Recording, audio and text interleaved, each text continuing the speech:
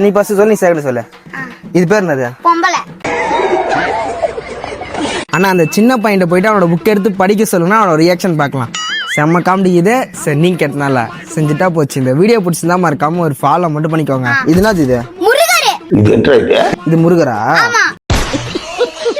இது என்னடா? முயல் குட்டி.